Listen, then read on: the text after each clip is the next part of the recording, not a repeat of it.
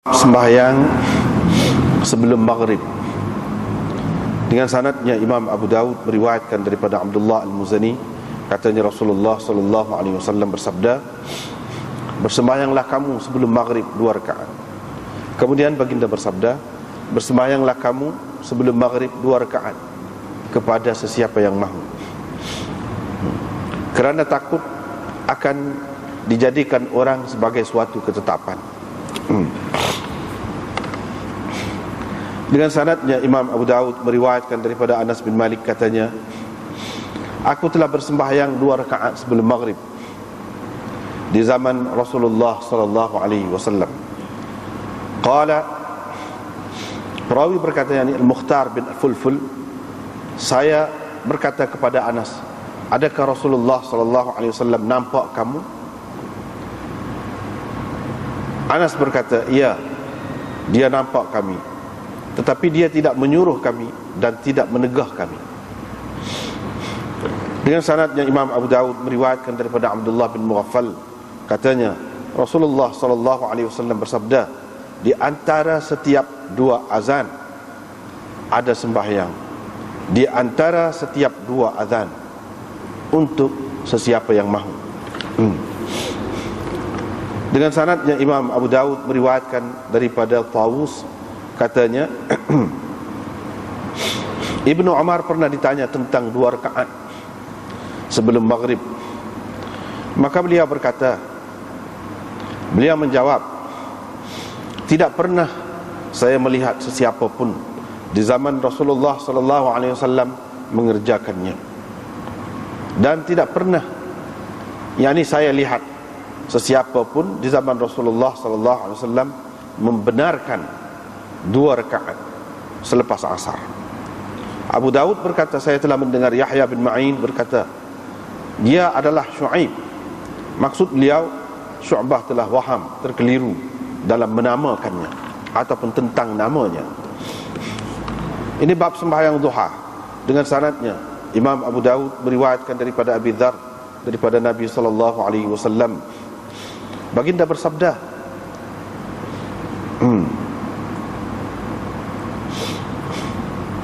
menjadi kemestian kepada setiap sendi anak Adam itu bersedekah,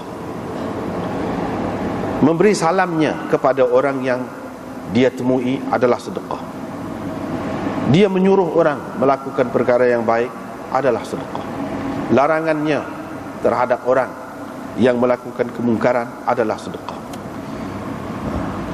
menghilangkan gangguan daripada jalan adalah sedekah, wa bud'atu ahlihi sadaqah, dan kemaluan istrinya adalah sedekah. Ini perhubungan seks di antaranya dengan istrinya adalah sedekah, dan memadai untuk semua itu 2 rakaat sembahyang duha. Hadis Abbad lebih sempurna. Musaddad tidak ada menyebutkan perintah dan larangan, yakni perintah supaya orang melakukan perkara ma'ruf dan larangan daripada perkara mungkar tadi, itu tidak disebutkan. Tetapi ia menambahkan di dalam hadisnya, wa qala kadza wa kadza, dia berkata begini-begini. Ibnu Mani' menambahkan di dalam hadisnya, mereka bertanya, wahai Rasulullah, adakah seseorang daripada kita memuaskan nafsunya dan dia mendapat pahala sedekah kerananya? Qala, Nabi sallallahu alaihi wasallam bersabda, bagaimana kalau dia meletakkannya di tempat yang tidak halal kepadanya, bukankah dia berdosa?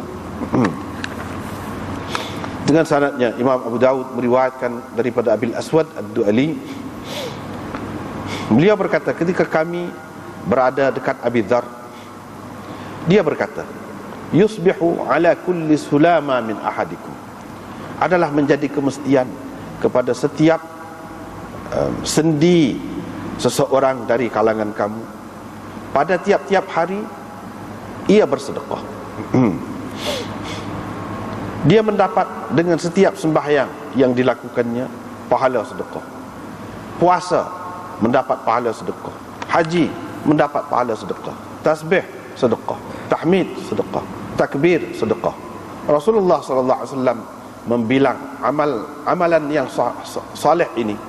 Kemudian baginda bersabda, yujzi'u ahadakum min dzalika, memadai kepada kamu daripada semua yang tersebut itu 2 rakaat duha.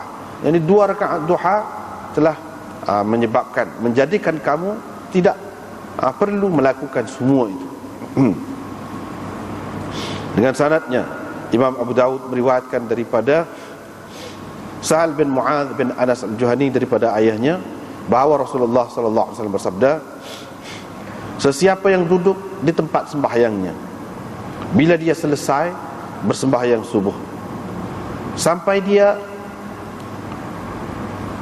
mengerjakan 2 rakaat duha, la yaqulu illa khairan, dalam masa antara itu dia tidak mengucapkan ataupun tidak melakukan kecuali kebaikan, nescaya diampuni dosa-dosanya, walaupun dosanya itu lebih banyak daripada buih laut.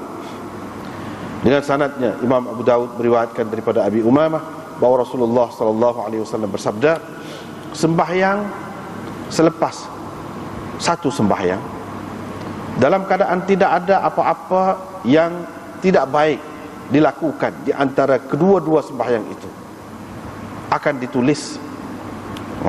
akan ditulis dalam senarai catatan orang-orang yang berada di tempat yang tinggi. Dengan sanadnya Imam Abu Daud meriwayatkan daripada Nu'aim bin Hammar, katanya saya telah mendengar Rasulullah sallallahu alaihi wasallam bersabda, Allah Azza wa Jalla berfirman, yakni dalam hadis qudsi, la tu'jizni min 4 raka'atin fi awwal naharik akfika akhirahu, janganlah terlepas darimu 4 rakaat di awal siang, niscaya aku akan jamin hujung siang. Aku akan jamin untukmu hujung siangmu. Dengan sanadnya Imam Abu Daud meriwayatkan daripada Ummi Hani binti Abi Talib bahawa Rasulullah sallallahu alaihi wasallam pada hari pembukaan Mekah telah bersembahyang duha sebanyak 8 rakaat, di mana Nabi SAW memberi salam pada setiap 2 rakaatnya. Ahmad bin Salih berkata, sesungguhnya Rasulullah SAW bersembahyang pada hari Fath, pembukaan Mekah, sembahyang sunat duha, lalu dia menyebutkan sama seperti yang disebutkan oleh perawi sebelum ini. Ibnu Sarh berkata, sesungguhnya Ummu Hani berkata, dakhala alayya Rasulullah SAW masuk ke rumahku, tetapi perawi tidak ada menyebutkan subhatat duha, sembahyang sunat duha, dan perawi menyebutkan makna hadis yang sebelum ini. Dengan sanadnya Imam Abu Daud meriwayatkan daripada Ibnu Abi Layla, katanya, tidak ada sesiapa pun menceritakan kepada kami bahawa dia telah melihat Nabi SAW bersembahyang duha selain daripada Ummu Hani, kerana beliau telah menyebut bahawa Nabi SAW pada hari pembukaan Mekah telah bersembahyang di rumahnya dan baginda bersembahyang 8 rakaat. Tidak ada sesiapa pun melihat Nabi SAW mengerjakannya selepas itu. Dengan sanadnya Imam Abu Daud meriwayatkan daripada Abdullah bin Syaqiq, katanya saya telah bertanya Aisyah, adakah Rasulullah SAW bersembahyang duha? Beliau menjawab, tidak, kecuali kalau Nabi SAW datang daripada jauh, daripada musafirnya. Qultu, saya bertanya lagi, adakah Rasulullah SAW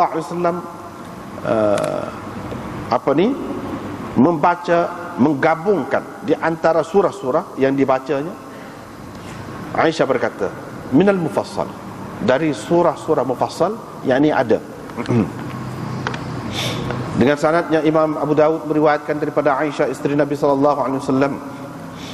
bahawa beliau berkata, Rasulullah sallallahu alaihi wasallam tidak pernah bersembahyang duha sama sekali.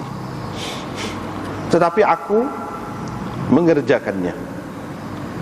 Sesungguhnya Rasulullah sallallahu alaihi wasallam meninggalkan sesuatu amalan padahal dia suka untuk melakukannya kerana takut akan dilakukan oleh orang ramai, lalu difardukan kepada mereka.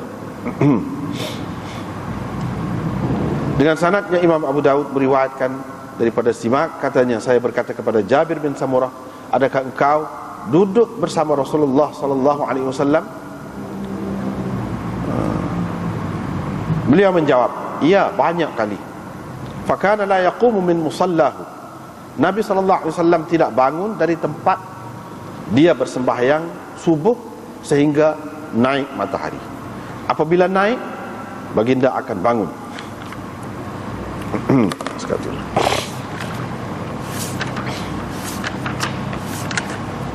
Ini bab sembahyang sebelum maghrib.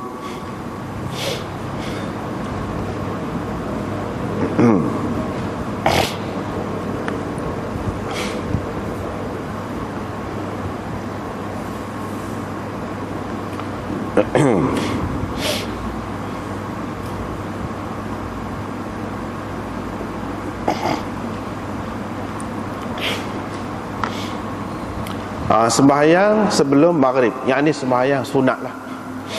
Adakah ada sembahyang sunat sebelum maghrib ni ataupun qabliyah maghrib atau tidak ada? Ini perkara khilaf. Perkara khilaf. Dan tujuan Imam Abu Daud mari ni pun, dia buat tajuk ni pun ialah untuk menyatakan khilaf lah. Dan mana dalil masing-masing ulama tu. Hak kata lagu ni, hak kata ada tu mana dalil dia, hak kata tak ada tu mana dalil dia. Itu tujuan Imam Abu Daud. Sama-sama pun dia gitulah maksud dia. Dia lebih menitik beratkan masalah fiqh. Fiqh dari segi khilaf ataupun cara ibadat tu yang diambil daripada Nabi sallallahu alaihi wasallam. Sebab itulah kitab dia dinamakan Sunan. Mana Sunan itu mana dia lebih menitik beratkan, lebih menekankan sudut fiqh dia. Sebab itu Sunan. Dan fiqh pun hak dia lebih tekankan iaitu dalil bagi masing-masing ulama yang berbeza pendapat. Macam di sini. Sebab itu dia mari ada yang sebut ada kan, ada yang kata tak ada. Situlah yang jadi punca khilaf tu. Yang jadi punca khilaf tu gitu. Sebab tidak tidak terang kepada orang yang pilih kedua-duanya boleh, dia kata tidak terang ada belakang tu dan kedua-duanya sahih. Bukan dalam Abu Daud ni sahaja, dalam kitab-kitab lain pun ada. Dalam Bukhari, dalam Muslim dan lain-lain pun ada. Jadi oleh kerana ada dan tidak jelas kedudukannya, maka diterimalah ada. Gitu. Tapi setara mana? Ada yang mengatakan sunnah, ada yang mengatakan molek sahaja, ada yang mengatakan harus. Itu hak kata boleh. Hak kata tak boleh tu ada yang mengatakan makruh, ada yang mengatakan bid'ah sekali sampai ke peringkat tu. Jadi itu khilaf sampai ke situ. Bagi orang yang kata tak boleh, dia kata hadis-hadis ni hadis dulu, cerita dulu, sudah mansuh. Itu satu, sudah mansuh. Yang kedua, dia kata hadis-hadis hak menyatakan ada sembahyang sebelum maghrib ni ialah untuk menyatakan had. Bila kat mana tak boleh sembahyang lepas asar. Lepas asar kan ada hadis banyak larangan daripada bersembahyang. Siapa kat mana? Bila saja masuk waktu maghrib, sudah boleh dah sembahyang sunat. Hak kata tak boleh sembahyang sunat lepas asar tu tidak termasuk kalau selepas masuk maghrib. Mana sunat pada ketika itu boleh. Maknanya mula boleh itu apabila terbenamnya matahari. Jadi semata-mata untuk nak raya waktu dah, kata dia. Untuk nak raya boleh, ini masa boleh, startnya situ. Bukan ada kelebihan sangat. Itu yang kedua. Yang ketiganya, hak Nabi SAW suruh sembahyang sebelum maghrib ataupun ada buat sebelum maghrib ni, kalau dia buat yang ni kepada orang yang nak qada sembahyang. Kalau dia nak qada sembahyang fardu kah, itulah masanya.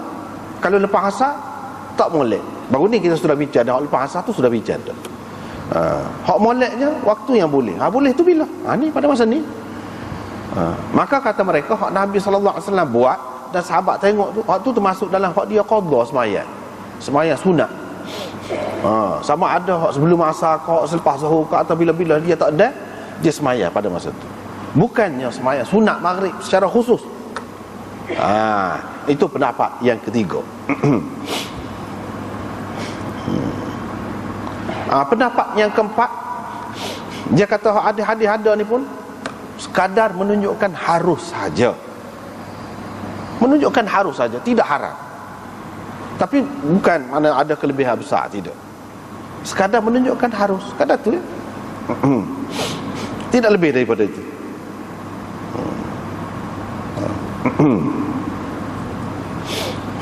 Tak apalah. Itulah beberapa pendapat ya. Kalau kita perhati di sini dalam kitab kita ni, muka surat 20, muka surat 20.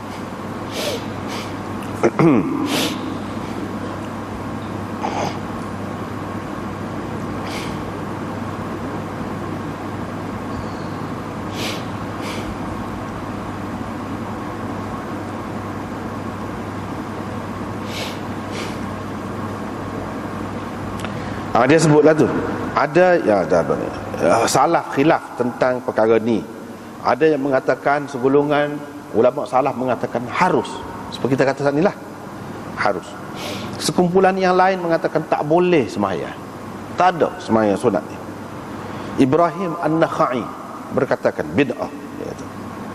Jadi hadis ni ada sebut-sebut ni, dia kata ini dipakai dengan arti di awal Islam, untuk menyatakan waktu yang dilarang itu setakat mana, iaitu setakat maksud maghrib. Bila maksud maghrib tidak dilarang dah. Tak apalah. Ini dalam riwayat Abu Daud ini, bersembahyanglah kamu sebelum maghrib 2 rakaat. Kemudian Nabi SAW kata pula, bersembahyanglah kamu sebelum maghrib 2 rakaat kepada sesiapa yang mahu. Kepada orang yang nak lah. Dalam riwayat Bukhari, dia kata gini, lafaz dia tu beza. Sembahyanglah kamu sebelum maghrib, sebelum sembahyang maghrib. Sembahyanglah kamu sebelum sembahyang maghrib 2 kali. Kali yang ketiga, dia kata sembahyanglah kamu sebelum sembahyang maghrib liman sya'a. Baru liman sya'a, kepada sesiapa yang mahu. Karahata, di sini kan khasyata. Dalam Bukhari, karahata an yattakhidhahan nasu sunnatan, kerana takut. Nabi SAW kata liman sya'a tu kenapa? Kepada sesiapa yang mahu, kerana takut akan dianggap orang ataupun dijadikan orang sebagai suatu ketetapan, sebagai suatu sunnatan di sini dengan makna ketetapan.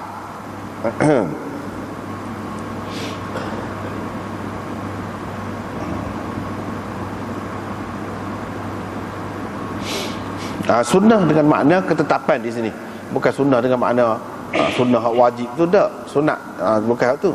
Sunnah dengan makna ketetapan, yang ini sebagai kewajipan. Dalam bahasa sunnah ni, dalam bahasa Quran, sunnah bukan dengan arti hak kita pakai. Ulama kemudian ni, mutaakhirin ni, dia bagi wajib, fardu, sunat. Sunat tu kalau kita buat boleh pahala, kalau tak buat tak dosa. Gitu. Hak tu istilah kemudian. Adapun dalam Quran, sunnatullahillati, tu misalnya sunnah, ketetapan Allah. Ataupun dalam hadis ni, sunnah dengan makna ketetapan juga. Ada juga dengan makna sanna, dalam hadis dengan makna mengemukakan satu cara, dan cara itu tidak semestinya diikut dengan makna sunat lah, dengan makna sunat. Hak ulama kemudian tu pakai. Ada juga di sini dengan makna wajib, dengan makna wajib. Takut-takut orang akan menjadikannya sebagai ketetapan, sebagai kemestian. Sebab apa? Sebab Nabi SAW bila dia perintah, jadi kalau mengikut kaedah usul fiqh kan, kalau orang mengaji usul fiqh dia tahu lah, asal perintah menunjukkan wajib, kecuali kalau ada dalil, ada bukti yang memalingkan, kata dia, daripada wajib itu. Misalnya di situ juga ada sebut pilihan. Kalau menunjukkan pilihan kepada sesiapa yang mahu, kepada orang yang tidak mahu, tak apalah, maknanya dia tidak ada wajib. Itu dia pergi kepada sunat, turun darjat. Tadi perintah, semayanglah kamu, asal perintah memberi makna wajib. Apa yang Nabi kata liman sya'a tu, takut-takut orang faham daripada perintah tu makna wajib. Bila dia sebut liman sya'a tu, maknanya perintah itu bukan dengan makna wajib, dengan makna molek, elok, baguslah kalau buat. Tapi kalau tak buat pun tak apa. Takut-takut orang menjadikannya sebagai ketetapan. Jadi kalau dia tidak sebut liman sya'a tu, boleh jadi bila dia kata semayanglah kamu, perintah tu, orang akan kata wajib. Daripada sinilah ulama-ulama usul fiqh tu dia kata kalau perintah tu menunjukkan wajib. Sebab apa? Sebab dalam hadis dia sebut, kalau dia tidak sebut liman sya'a, orang akan faham wajib, ketetapan. Ketetapan itu benar wajib lah, menunjukkan asal amar itu lil wujub, menunjukkan wajib. Kecuali kalau ada dalil yang memalingkannya daripada makna wajib itu.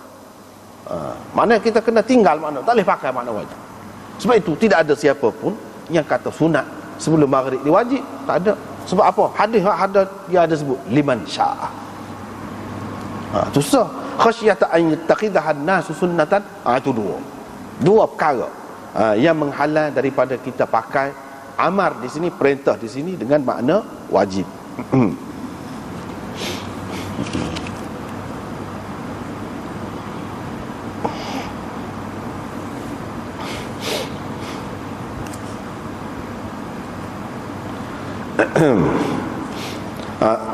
Perkataan khasyata an yattakhidhahan nasu sunnatan ini, ni kalau sekali kita tengok kan, dia boleh keliru tu.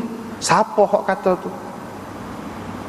Hak tentu Nabi SAW katanya sekat liman sya'a. Khasyata, takut. Takut tu Nabi sendiri. Kau takut, orang akan anggap ini sebagai ketetapan, atau perawi kata. Nabi SAW kata liman sya'a tu, takut orang akan menganggap perintah dia sallu tadi sebagai suatu ketetapan, sebagai suatu kewajiban. Dia ada dua situ pendapat. Kalau kita terima khasyata tu, boleh jadi Nabi SAW sendiri yang takut. Sebab itulah dia kata liman sya'a tu, dia takut orang akan menganggap benda ni wajib.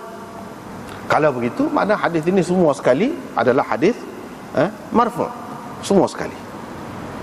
Tetapi kalau kita kata khasyata tu, sekatu perawinya kata Abdullah bin Abdullah Al-Muzani, ataupun perawi di bawah lagi daripada tu kata, bermakna perawi tu faham.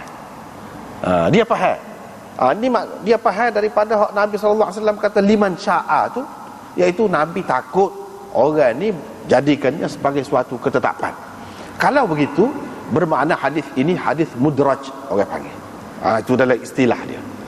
Bermakna hadis ini hadis mudraj. Maknanya setakat liman sya'a itu betul-betul kata-kata Nabi SAW. Tetapi khasyata an yattakhidhahan nas itu yang difaham oleh perawi. Daripada hadis itu, iaitu apa dia yang Nabi kata liman sya'a tu, takut orang akan menganggap ni bukan kata-kata Nabi, takut tu kata-kata perawi di bawahnya. Bermakna hak setakat ni dan seterusnya sampai ke akhir itu adalah kata-kata sahabat. Kata-kata sahabat, tak munasabahnya begitulah. Ataupun boleh jadi kalau hadis-hadis mudarat ni boleh jadi yang memasukkan di dalam hadis itu bukan sahabat, orang bawah lagi, mengikut apa yang dia faham, dia buat mari. Itu boleh keliru. Itu orang panggil hadis mudraj. Kalau kita tidak boleh pisahkan, hadis mudraj ini menyebabkan sesuatu hadis itu jadi dhaif juga.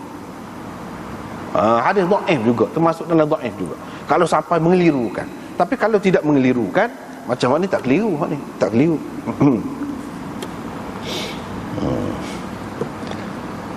Kalau perawi itu faham begitu pun memang begitulah, betul hak dia faham tu. Kalau kata Nabi SAW kata, lagi jelas lah. Lagi jelas.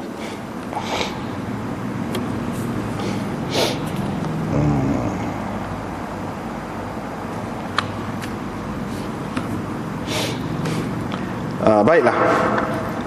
Bagi orang yang tak seterima semaya sunat sebelum maghrib ni, ada hadis-hadisnya seperti yang Imam Abu Daud kemukakan selepas ini. Sebahagiannya dikemukakan oleh Imam Abu Daud, sebahagiannya tidak dikemukakan.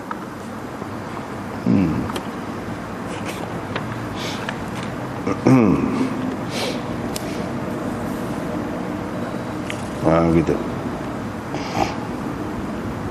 Lepas tu panjanglah hadisnya. Bagi orang yang mengatakan sembahyang sebelum maghrib ni, sembahyang sunat ni makruh, dia kata apa sebab makruh? Apa sebab makruh? Boleh jadi sampai ke peringkat haram. Mana makruh tu? Kalau tidak haram benar pun makruh, tahrimi. Boleh jadi sampai ke situ. Apa sebab makruh?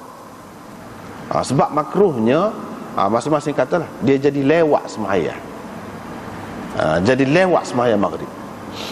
Sedangkan sembahyang maghrib ni dituntut supaya kita buat awal. Dan Nabi SAW pun buat awal sembahyang maghrib tu. Takut jadi lewat. Dan dengan sebab buat ni, kalau nak jaga takut jadi tak ada sekali dengan tu imam gapo tu, dia akan melanggar mana-mana sesuatu daripada sunnah Nabi SAW yang lain. Dengan sebab kita buat hak ni, dia akan melanggar beberapa perkara hak lain. Kalau tak kena hak ni, kena hak ni. Kalau tak kena hak ni, kena hak ni. Sebab itu jadi makruh. Bahkan boleh jadi lebih lagi daripada makruh. Sebabnya gini, kalau sembahyang jemaah kan, bila nak sembahyang maghrib tu, kalau masing-masing sembahyang nak tunggu makmum saat ni, biar dia dapat takbiratul ihram bersama imam. Sebab itu kan satu kelebihan. Dalam hadis kita sudah jumpa dah, satu kelebihan. Maka imam saat ni kena tunggu. Bila tunggu saat ni orang yang sembahyang tu dia tidak serupa. Ada hak mari lewat sikit, ada hak mari dulu, ada hak sembahyang cepat, ada hak sembahyang lambat. Jadi dia tidak serupa tu. Hak ni sudah ada, hak ni pula baru mari nak sembahyang, kena tunggu hak tu pula. Kalau tu imam ni tak cara hak tu, kelebihan mendapat takbiratul ihram bersama imam tu akan terlepas daripada makmum. Mana-mana makmum lah kurang adalah dia pada ketika tu, kurang. Kerana nak jaga hal ni. Dengan sebab itu tak ada langsung sembahyang sunat maghrib itu bagi orang yang tak terima lah, ataupun mengatakan dia makruh. Maka dia kata alasannya sebab tu lah. Kalau dah katakanlah nak suruh bidah juga dengan takbiratul ihram imam saat ni, dia sembahyang bila orang bang.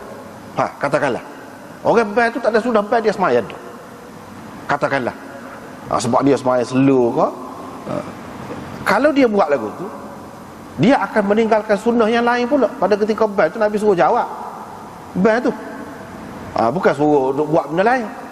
Ni dia buat sembahyang, macam mana dia nak jawab? Tinggal pula sunnah yang lain. Serupa juga, tinggal benda lain. Dan jadi lambatlah. Sembahyang maghrib itu.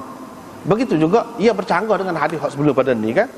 Idza uqimatis salah fala salata illa al-maktubah.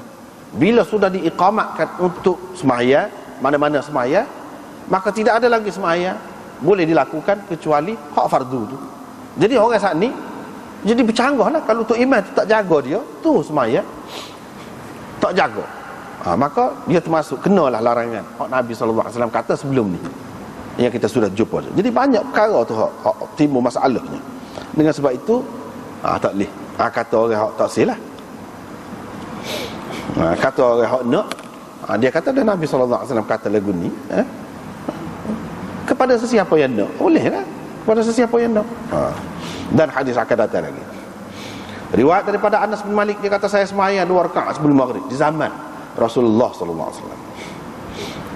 Perawi kata, saya pun kata kepada Anas, Nabi sallallahu alaihi wasallam tengok kau kamu sembahyang tu. Dia nampak kau kamu sembahyang. Anas kata, nampaklah. Dia tengok kami.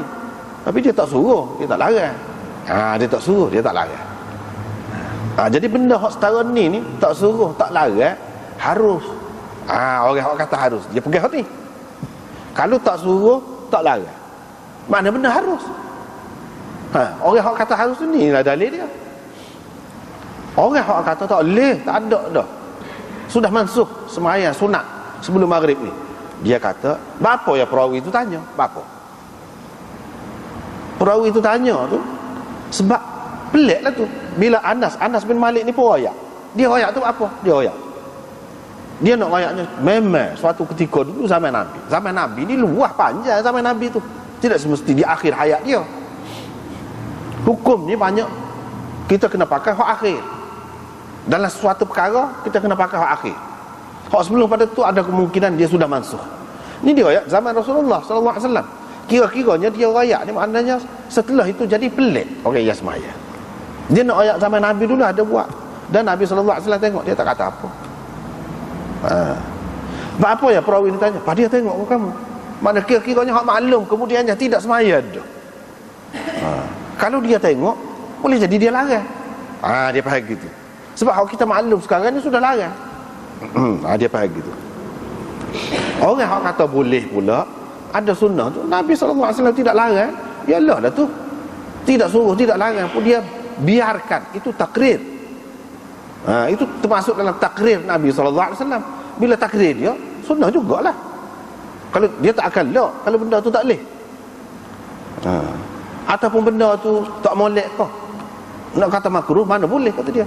Kalau makruh dia tegah dah lah. Ni dia tidak larang, menunjukkan benda ni molek. Dia naik kepada mustahab ataupun sunat. Gitu. Lepas tu Imam Abu Daud buat mari pula riwayat daripada Abdullah bin Mughaffal, katanya Rasulullah sallallahu alaihi wasallam bersabda, baina kulli adzanain, di antara setiap 2 azan. Yang dimaksudkan dengan 2 azan itu azan dan iqamah, ala sabilit taghlib orang panggil. Ni dalam bahasa Arab ni dia panggil taglib, 2 azan. Bukan makna 2 kali azan dah. Hak satu azan, hak satu qamah. Tapi apabila kita nak gabungkan sekali, kita sebutkan dengan salah satu, 2 azan. Padahal maksudnya bukan kedua-duanya tu azan dah. Satunya azan, satu lagi iqamah. Supaya orang kata qamarain. Qamarain itu matahari dan bulan. Umarain, Abu Bakar dan Umar. Itu dari segi penggunaan bahasa Arab. Padahal Abu Bakar itu tidak nama Umar, tapi apa 2 Umar? Tidak 2 Umar. Itu termasuk dalam bab taglib orang panggil.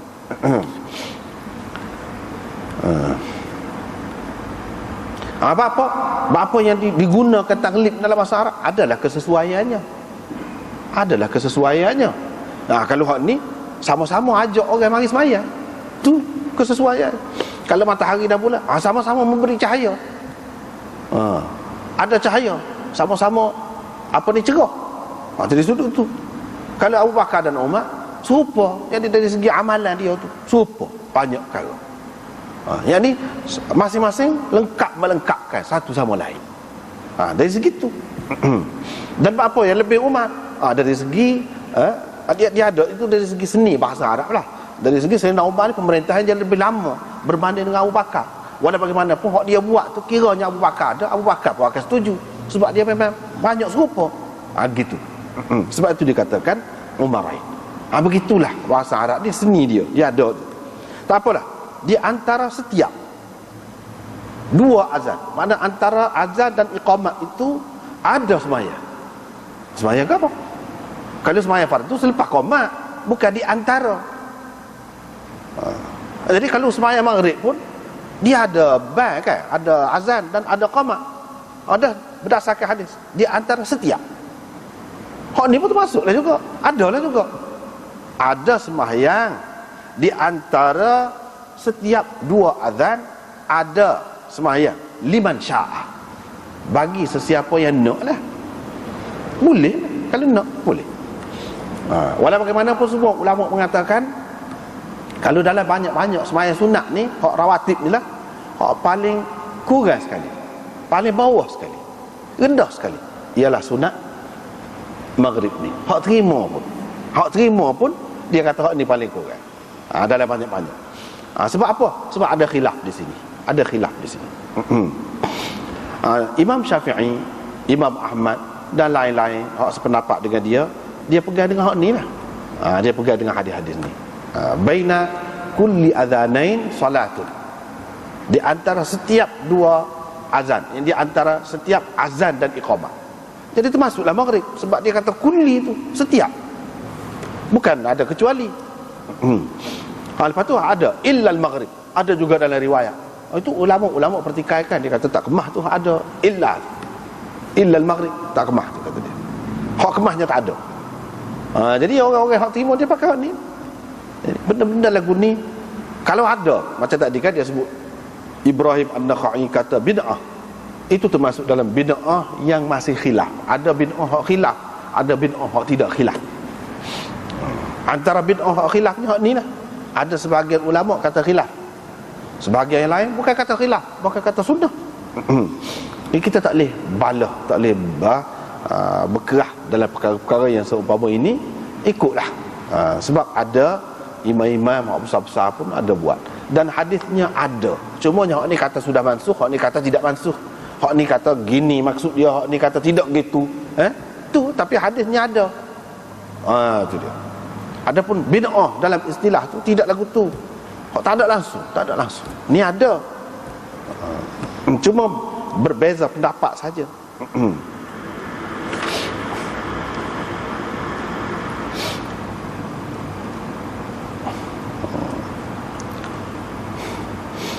Lepas tu riwayat daripada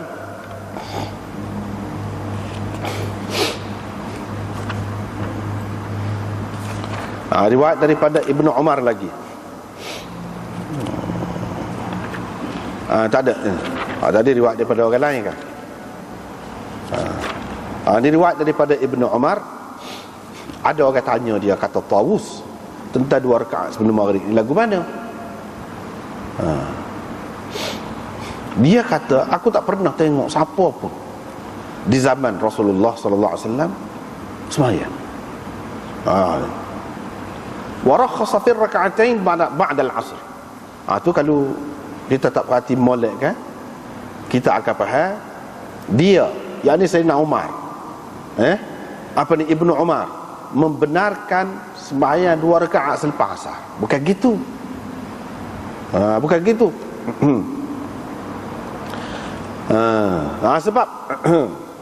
Sebabnya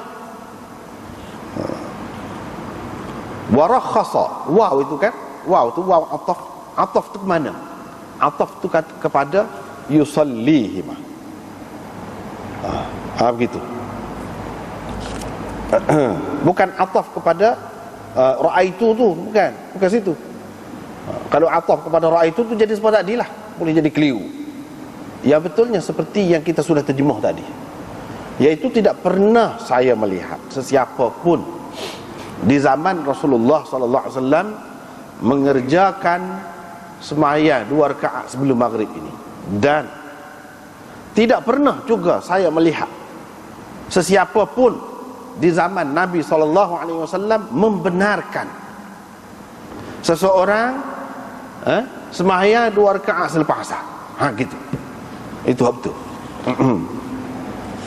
Sebab ataf tu ke mana? Ataf pada yusallihi.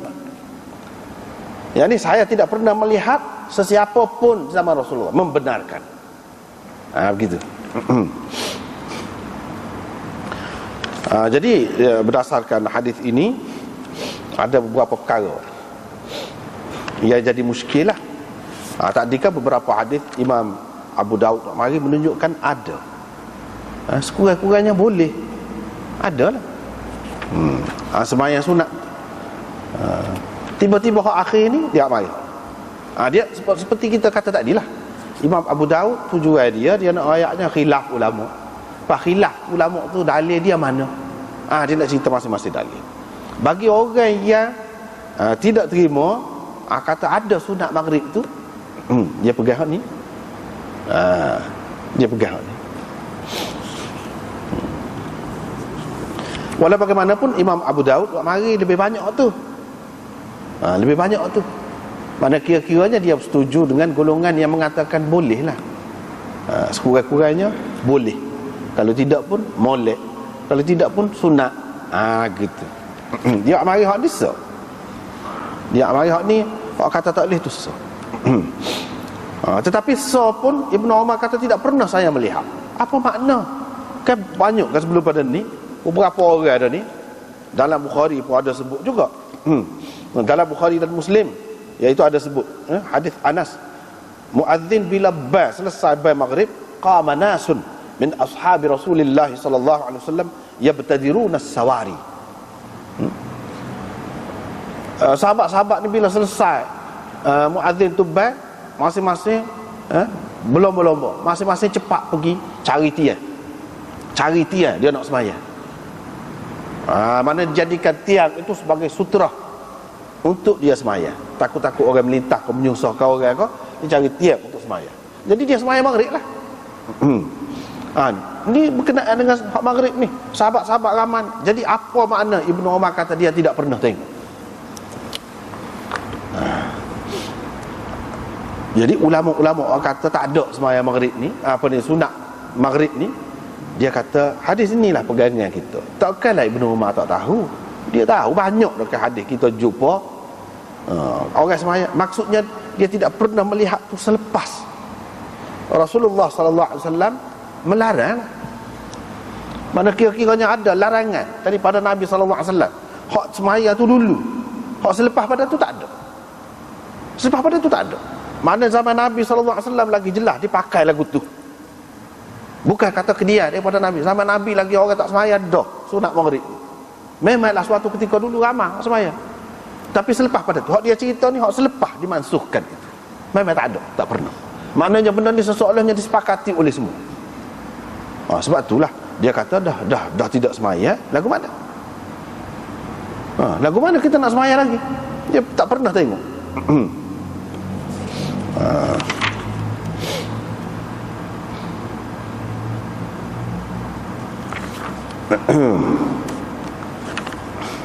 Tidak pernah tengok siapa pun di zaman Rasulullah. Maknanya keadaan sembahyang ini sudah dimansuhkan jelas kepada semua sahabat kira-kira.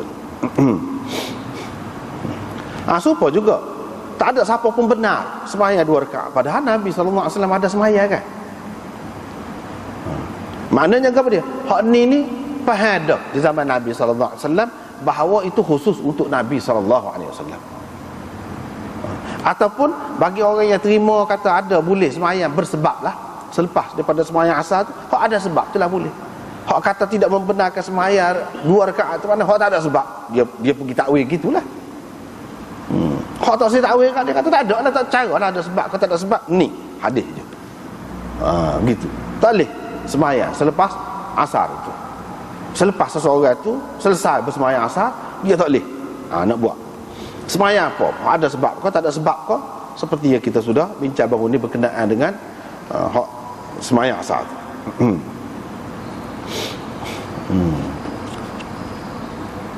Gitulah. Kalau tidak tak lagi kita nak kata dia tidak tahu, tak pernah tengok siapa pun sembahyang di zaman Rasulullah, tak pernah sabar. Tak pernah sabar. Sebab tu dia kata lebih kuat hak ni. Hak maksud tak pernah selepas tu, selepas dimansuhkan. Memang tak ada lah. Nak ada lagu mana lagi? Dah Nabi sallallahu alaihi wasallam larang dah. Kalaulah tidak larang, apa tak buat? Sehingga tak ada seorang abuk ni. Ini menunjukkan hak ada tu cerita hak dulu. Kalaulah ada lagi hak buat, tu tak tahu. Dia tak tahu. Ibnu Umar hak tahu, dia kata tak ada.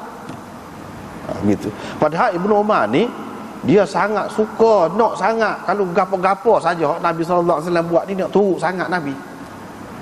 Kalau betul ada, dia naklah buat. Aku boleh pahala tu. Kita kata, tapi tak. Dia tak sih. Abu Dawud berkata, saya telah mendengar Yahya bin Ma'in berkata, Abu Shu'aib yang tersebut dalam sanad tadi kan, Syu'bah meriwayatkan daripada Abi Shu'aib daripada Tawus tadi. Abu Shu'aib itu sebenarnya adalah Shu'aib. Itu dia. Imam Abu Dawud nak bagi ilmu tentang sanad kepada kita. Dalam sanad tadi kan, dia kata Abi Shu'aib. Abu Dawud kata, saya dengar Yahya bin Ma'in. Yahya bin Ma'in orang besar lah. Dalam bab perawi hadis ni, ilmu rijal hadis ni orang besar. Mana orang rujuk ke dia. Imam Abu Dawud pun dengar dia kata lagu tu, dia terima, dia pakai. Nama dia sebenarnya hak betulnya kata dia Shu'aib. Dia kecek lagu tu ya, dia kat sikit lah. Abu Dawud kata maksud dia tu, maksud Yahya bin Ma'in kata, hak kata Abi Shu'aib tu, itu keliru Syu'bah.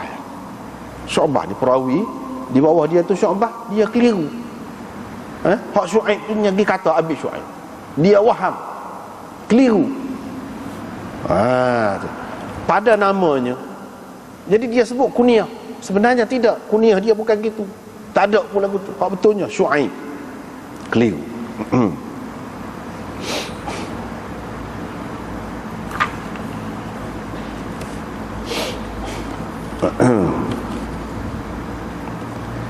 Begitu. Imam Abu Dawud nak ceritanya Syu'bah. Syu'bah ni orang besar dalam hadis, orang besar. Hafiz hadis juga ni. Tapi hafiz pun dia boleh terlupa, boleh keliru, boleh celaru, boleh tak ingat. Dan tak ingat tu tidaklah menghilangkan gelaran hafiz tu daripada dia. Banyak orang Syu'bah ni keliru, banyak kalau nak kira. Tapi dia tetap, orang kata imam hafiz. Imam Malik bukan nak kira, banyak juga orang dia keliru. Ulama-ulama bila lah kalau dalam bab waham ni. Waham ni manusia ni dia ada belaka, keliru. Tetapi waham dia tu tidak setara orang lain lah, ke mana-mana pun. Tak apalah. Cumanya dia betul hak sini. Hak Abi Shu'aib tu bukan Abi Shu'aib, yang betulnya Shu'aib. Lepas tu hak lain-lain dia tak betul-betul dah hak lain tu. Dan maka kita kata, dah kalau dia salah situ, dia celaru sini, takut isi pun dia boleh jadi celaru juga. Boleh jadi. Orang kata gitu. Dah. Orang pastikan hak isi tu tidak celaru. Hak celarunya pada sanad dia. Pada sanad tu ya. Dia salah situ, bukan salah semua tempat. Ada pemperawi kalau hak lemah ni dia panggil sayyi'ul hifz. Tu sayyi'ul hifz, yakni orang yang ingatannya buruk, tidak baik. Tu banyak salah lah lagu tu. Jadi ulama berhati-hati benar lah tu. Matan ataupun isi hadis hak dia mari tu kena beringat molek sikit. Tapi kalau macam Syu'bah ni tidak. Walaupun begitu, muka hadis-hadis ni kan diriwayatkan oleh orang ni, maknanya kita kena perhati. Tidak kata selesai dah tak selesai. Boleh perhati sampai bila-bila. Tak apalah. Bab salatid duha, ini bab sembahyang duha. Riwayat daripada Abi Dzar semacam tadilah.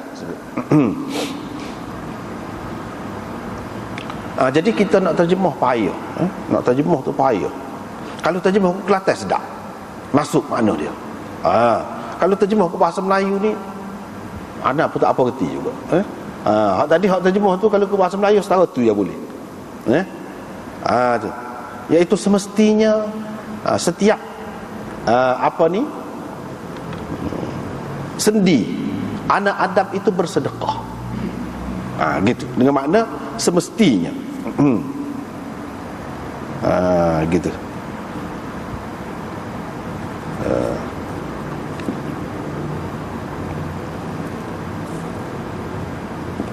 Dengan makna yalzamu, makna mesti, kena. Kalau nak kira setiap sendi manusia ni kena bersedekah, mestilah bersedekah. Gitu. Waktu masuk dah tu makna dia tu, masuk dah. Yalzamu ala kulli sulama, dengan begitu ulama-ulama tu sebutnya. Tak apalah, daripada situlah kita ambil makna mestilah, semestinya, begitu. Kalau bahasa Kelantan hak tu lebih tepat. Dia begini, asbah yusbihu ni kalau bahasa Kelantan, pagi lagi. Gitu. Biasa dia start dupa tu. Pagi lagi. Setiap sendi manusia ni kena bersedekah sepatutnya. Gitu. Pagi lagi tu apa mana? Awal-awal lagi. Tidak semesti pagi lagi tu maknanya pagi sungguh. Itu dia. Tidak semesti maknanya pagi sungguh, mana awal-awal lagi. Itu maksudnya. Walaupun tidak pada waktu pagi. Gitu. Setengah orang dia, kalau zaman dulu, kalau kita mengaji pondok-pondok, kalau hak lagu ni, dia akan terjemah berpagi. Dia akan terjemah berpagi. Tapi berpagi itu kita sendiri pun tak faham. Berpagi atas setiap. Apa makna? Tak, kita sendiri pun tak faham. Hak sebetulnya makna supaya bahasa Kelantan, pagi lagi setiap sendi manusia ni kena bersedekah. Gitu. Makna awal-awal lagi. Biasanya kalau kita tidur, kita start mula-mula bila? Pagilah. Kita tidur waktu hujung hari kita. Kita tidur. Waktu bila kita bangun bila? Pagi. Sebab itulah makna awal hari kita. Kalau nak kiranya manusia ni patut bersedekah, tanda syukur kepada Allah SWT, pagi lagi, awal-awal lagi. Sebab apa? Sebab Allah SWT beri segala kemampuan kepada dia. Boleh bergerak, boleh musing, boleh tunduk, boleh rokok, boleh sujud, boleh kepal, boleh betul jari dia. Semuanya nikmat Allah SWT berlaku. Nak tahu setara mana nikmat? Tengok orang sakit orak. Tengok orang sakit sendi tu lagu mana. Kalau orang tidak sakit orak tua pun sakit sendi tu lagu mana. Payahnya nak kerja gapo-gapo. Dengan sendirinya apabila sakit, makan pun akan jadi terganggu. Dia tidak sekarang lah, makan pun akan jadi terganggu. Makan salah hak sejuk sikit, sakit orak selalu. Jadi bekok orak, macam-macam lah. Kalau nak kiranya, mana awal-awal lah, pagi lagi. Mana awal-awal lagi. Bukan semestinya maknanya pagi ni maknanya di waktu pagi saja. Tak. Kena beri sedekah tu tak. Mana sama-sama lah bila-bila masa. Kalau nak kira, mula-mula sekali lah. Mula-mula sekali. Tak kira lah masa mana pun. Gitu. Sebab kita kata, kita duk arak ke dia lah. Pagi lagi mati. Pagi lagi mati. Tidak semesti pagi mati. Dia mati pada waktu pagi. Mana awal-awal lagi dia mati. Sebagai kita kata, petang lagi mati dia. Petang tu bukan makna pada waktu petang.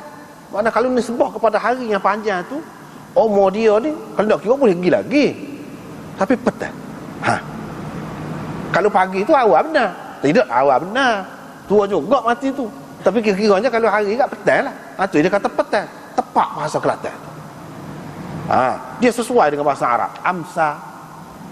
Amsa misalnya kita kata Zaidun faqiran, petang lagi sesak dia. Asbaha Zaidun ghaniyan, pagi lagi kaya. Pagi lagi kaya dia. Pagi lagi dia mendapat untung misalnya. Mana awal-awal lagi. Walaupun dia dapat untung tu pada waktu malam, dia buka di barang dia pada pasar malam.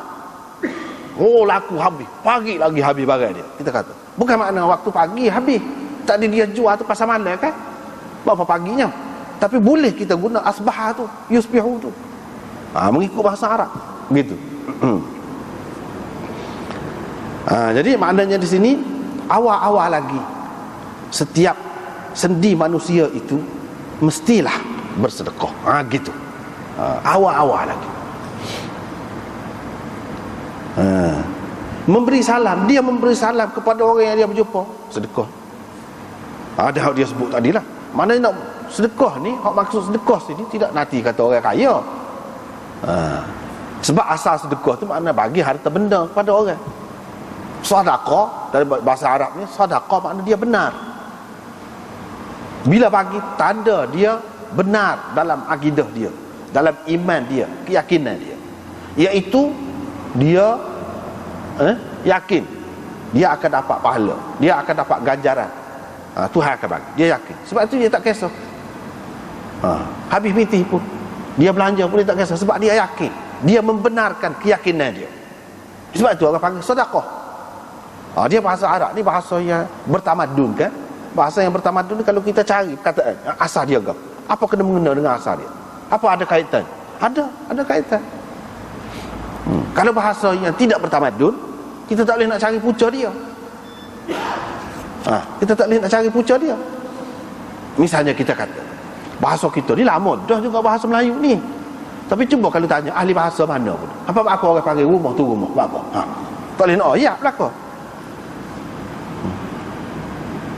Tapi kalau kita tanya bahasa Arab, apa rumah tu baik, orang panggil baik, apa? Dia boleh ayat. Dia boleh ayat.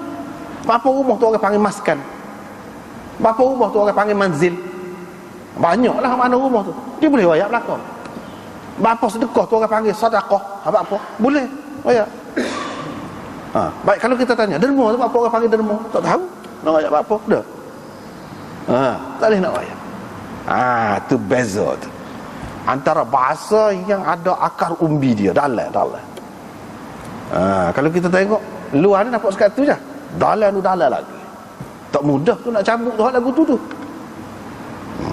Kalau bahasa yang bertamadun, tua, lama dan ada asal usul dia, bagi lagu tu lah. Kalau macam bahasa kita ni ada juga mana dia, cuma dia bahasa lain asalnya. Dia kena cari bahasa tu. Dia kena cari bahasa tu. Kalau selagi tak jumpa bahasa tu, kita tak akan tahu. Misalnya kita kata percaya, kita percaya. Itu bahasa ke dia? Itu bahasa Sanskrit. Kalau kita kata apa yang percaya tu orang kata percaya apa? Tak boleh nak ayat kita. Tapi kalau erti bahasa Sanskrit, kita boleh ayat. Percaya tu asal dia parice. Tu dalam bahasa Sanskrit. Parice tu maknanya kenal. Bila kenal barulah percaya. Kalau tak kenal, kita nak percaya lagu mana? Kalau tak tahu. Misalnya, maknanya bahasa kita ni ada kait dengan hot tu. Tak sudah, tak suk kalau selagi tak kaji situ, tak pergi situ. Tu dia. Mana bahasa Melayu dia tak suk. Tapi kalau Arab, dia tak payah pergi ke lain, dalam dia tu sendiri ada tu. Dalam dia tu sendiri tu ada tu. Misalnya maskan, manzil, gapo tu, baik, gapo tu ada tu dalam tu. Sedekah, dalam tu ada tu. Lepas tu kalau bahas lagi panjanglah. Apa? Sedekah tu sok dal qaf apa? Sok tu memberi makna gapo. Panjanglah pula. Hak tulah. Ya, Syah Waliullah dalam kitab-kitab dia duk bahas sok ni makna dia gini-gini. Dah ni makna dia gini-gini. Sampai ke situ. Jauh benar lah. Sebab itulah bahasa ni Tuhan pilih sebagai bahasa Quran. Nampaklah kalau kita tak sampai ke situ tak nampak.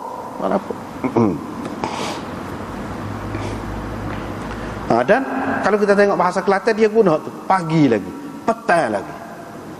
Cuma dia tak ada sebut adha. Adha tu maknanya pada waktu duha. Tu tak ada. Duha lagi tak ada, orang tak sebut. Kita kajak lagu tu.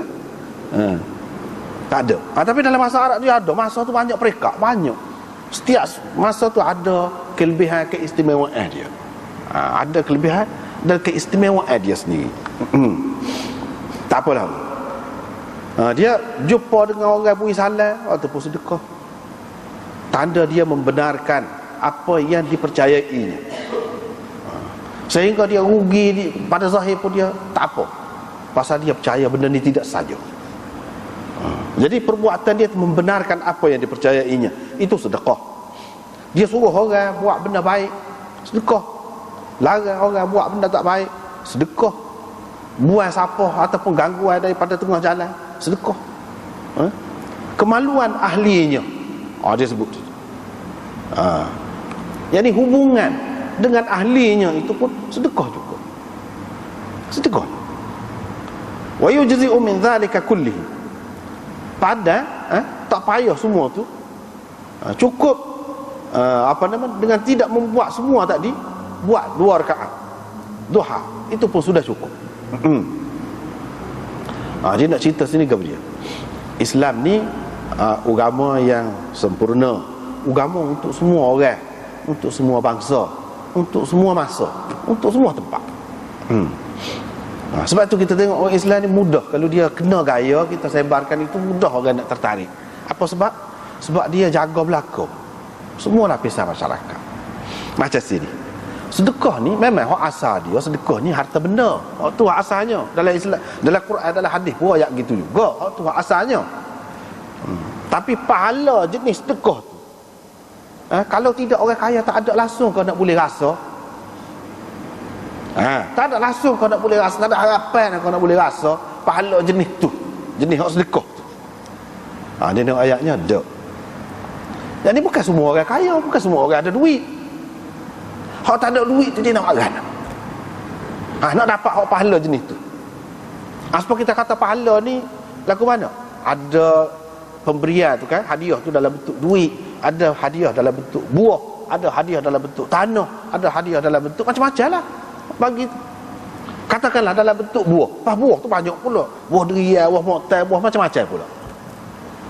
Jadi kalau buat gani asalnya boleh hadiah buah gani. Jadi hak lain tu tak ada harapan kau boleh merasa buah ni. Ni.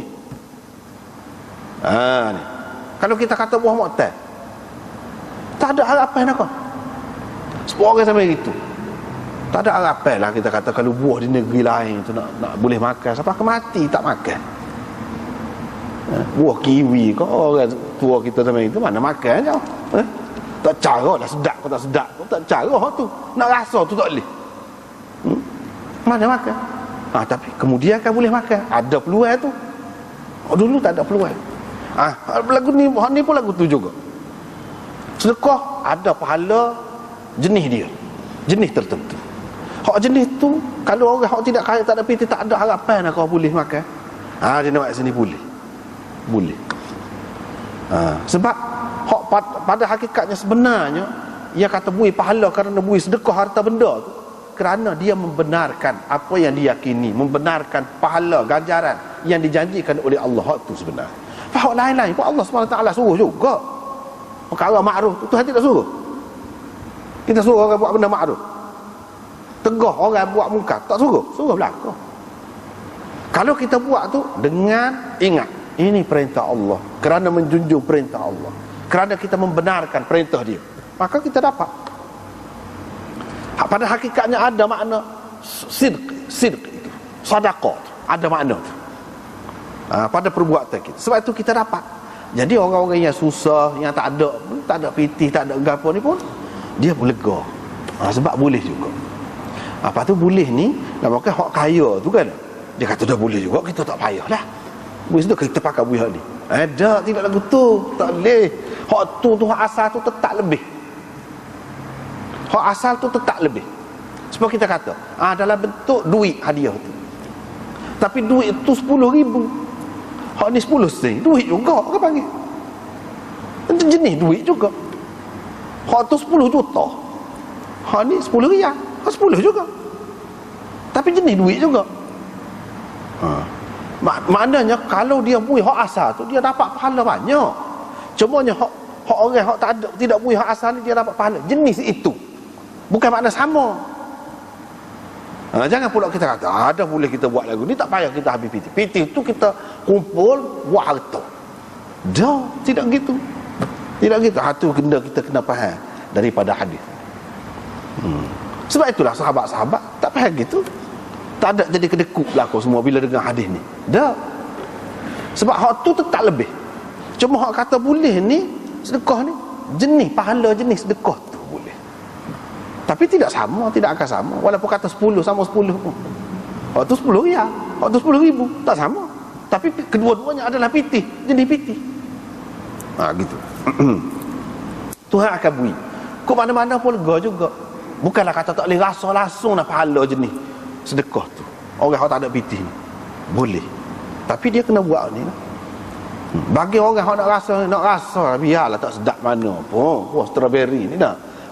Biarlah kita kata masa pun nak rasa. Tak apa. Orang panggil makan buah strawberry juga. Tapi masa. Tak cara. Sekurang-kurang dia boleh rasa, dia boleh kata makan dah, dia boleh kata. Tapi serupa kau dengan makan hak tepat dia sebenar. Tak serupa. Lagu tu. Hak ni pun lagu tu. Yang pentingnya kita ingat tu, apa yang kita buat ni, kita buat ni kerana Allah, perintah Allah tu. Paling tak boleh semua, tak boleh nak buat. Takkan 2 rakaat duha tak boleh buat. Ni orangnya lagi. Dia nak bui juga, nak bui ada sebab lah buat.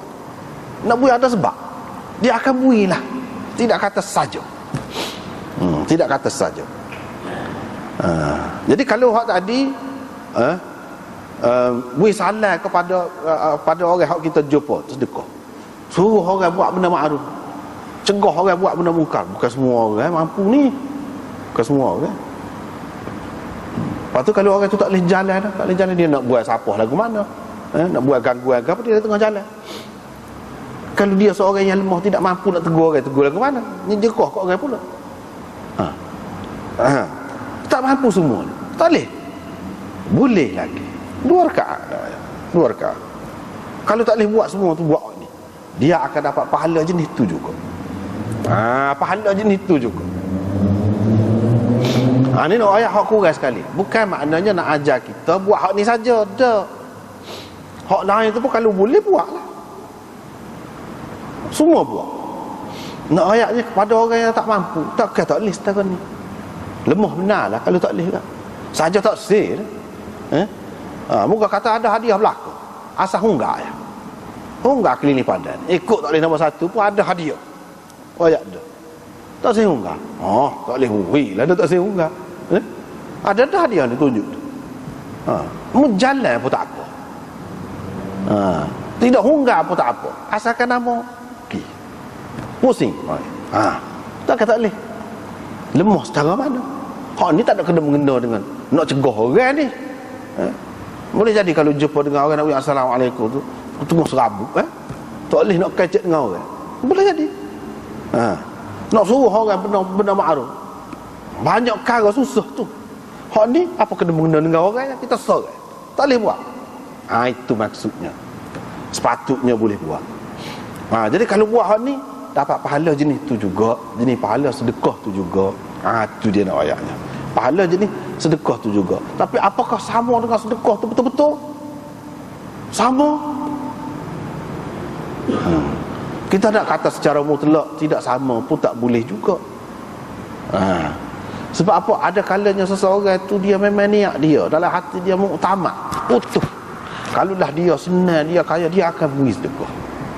Tapi tak ada arah lah, dia tak boleh. Dia akan dapat tu lagu tu. Kita tak tahulah tu. Allah SWT Maha tahu hati manusia. Boleh jadi dia dapat sama dengan orang. Hak bui tu pun mungkin tak ada rega bagi dia apa sebanyak tu juga. Kaya terlajak kan, berbui 1,200 tu tak serah. Jadi dia tak ada mikir mana. Dan tak ada mikir berkait dengan agama mana. Perhabis, hak dia perhabis makan saja pun lebih daripada tu. Boleh jadi pahala dia tu walaupun dia boleh pahala sedekah tapi tidak sebelah mana dapat. Nilai dia, mutu dia tidak tinggi, mutu dia. Boleh jadi. Hak sandi dia niat dia tu molek, memang nak sungguh tapi dia tak ada arah lah tak boleh. Sekiranya dia buat memang muktamad hati dia, putus hati dia akan buat. Kalau lagu tu boleh jadi dia lebih lagi daripada orang yang sebenar-benarnya bagi. Hak ni benda hatilah, masalah hatilah. Sebab itulah dalam Islam ni, dalam hadis-hadis ni kita tengok dia ambil kira benar ni masalah benda-benda gini. Sebab apa dia kira hati tu? Hati tu dia kira. Nak tu tak apalah tu. Lepas tu dia sebut hadis Abbad. Imam Bukhari ambil daripada Ahmad bin Mani' daripada Abbad. Selagi dia ambil daripada Musaddad daripada Hammad. Lepas pada tu atas pada tu baru sanad tu sama, iaitu daripada Wasil. Maknanya hadis Abbad lebih sempurna. Musaddad dalam hadis dia tak ada sebut suruh orang buat benda baik, larang orang buat benda mungkar, tak ada sebut. Itu yang kata tidak sempurna tu. Tapi dia ada menambahkan dalam hadis dia kaza wa kaza, dia buat gini gini. Maknanya walaupun ada sebut gini tu gapo tak terang. Sebab tu dia kata hadis Abbad ini lebih sempurna. Sebab dia sebut dengan terang. Suruh orang buat benda baik, cegah orang buat benda tak baik, buat gangguan daripada tengah jalan misalnya. Dia sebut terang. Ibnu Mani', Ahmad bin Mani', dia menambahkan dalam hadisnya, mereka kata, mana setakat tadi serupa, tapi dalam riwayat Ibnu Mani' dia ada tambah. Sahabat-sahabat tanya, wahai Rasulullah, adakah pula maknanya kita memuaskan nafsu kita, patut boleh pahala sedekah? Nabi SAW kata, lagu mana kalau dia letakkan di tempat yang bukan hak halal bagi dia? Tidakkah dia berdosa? Jadi kalau dia letak di tempat yang halal, apa tak boleh pahala? Dia kira gitu. Ini Nabi SAW gunakan kias sebalik. Mana dia akan berdosa kalau dia gunakan di tempat yang tak kena. Kalau dia gunakan di tempat yang kena, dia akan boleh pahala lah. Gitu. Dengan sebab itu jadi sedekah juga, lepas pada tu seterusnya hadis itu panjang, kita berhenti sekali dulu. Wallahu a'lam.